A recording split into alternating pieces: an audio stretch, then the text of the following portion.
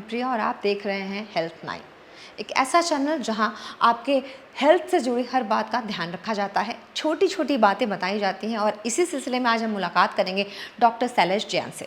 Sir, thank you so very much अपना कीमती वक्त देने के लिए। सर, दिल का ख्याल रखते हैं, दिल के डॉक्टर हैं।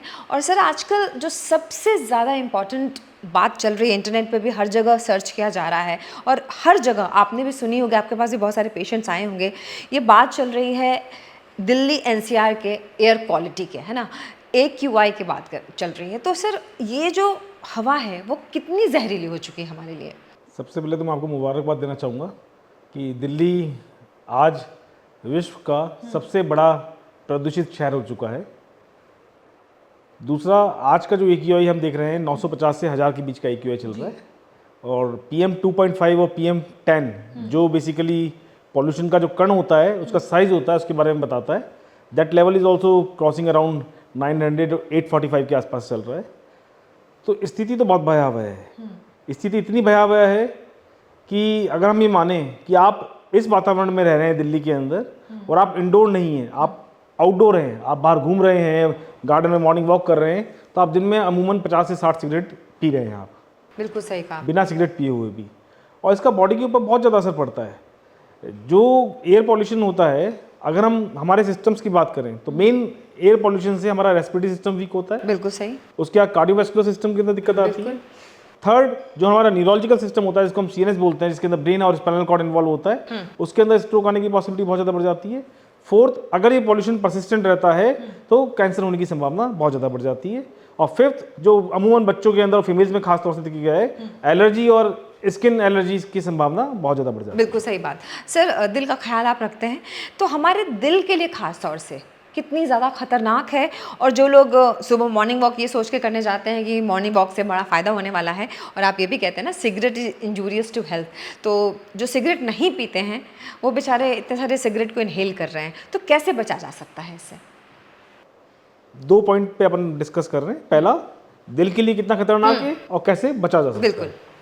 तो दिल के लिए खतरनाक की बात करें तो दिल के अंदर जो रक्तवाहिनी का साइज होता है वो 1.5 mm से लेकर 2.5 mm के बीच का होता है। ये पॉल्यूशन वहाँ पे जाके धीरे धीरे एथेरोस्क्लेरोसिस करना स्टार्ट कर देता है। एथेरोस्क्लेरोसिस का मतलब आपके घर का एक पाइप है जिसके थ्रू पानी आता है, उसके अंदर धीरे धीरे कचरा फंसना स्टार्ट हो जाता है और उस कचरे की मात्रा उस पाइप से 70% हो जाएगी तो आपको हार्ट अटैक आने की संभावना रहती है या आपको एंजाइना हो सकता है। ठीक है ना, ये तो हुआ हार्ट के मामले में।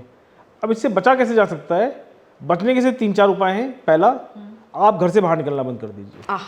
ये कैसे करेंगे सर? अगर आप घर से बाहर निकलेंगे तो आप पॉल्यूशन से डेफिनेटली अपने आप को इनकाउंटर करेंगे। पहला, अगर आपको घर से बाहर भी निकलना है तो आप N95 मास्क लगा के निकलिए। N95 मास्क जो हमने कोविड के वक्त बहुत यूज किया था, वो PM 2.5 और PM 10 दोनों से आपको बचाएगा। बट वो टाइटली फिट होना चाहिए। 2, घर के अंदर इंडोर में आप रहते हैं तो आप एयर प्योरीफायर जरूर लगा के रखें। 4th, अगर आप इंडोर में भी रहते हैं, आप आउटडोर नहीं भी निकलते तो कोशिश करें, क्योंकि डस्ट का पार्टिकल बहुत छोटा होता है। जब मेरे लंग्स के अंदर जा सकता है तो घर के अंदर भी आराम से घुस सकता है। बहुत आराम से, खिड़की दरवाजे तो खोलेंगे। बड़ा फ्रिक्वेंटली डस्टिंग और वैक्यूम क्लीनिंग जरूर करते रहिए।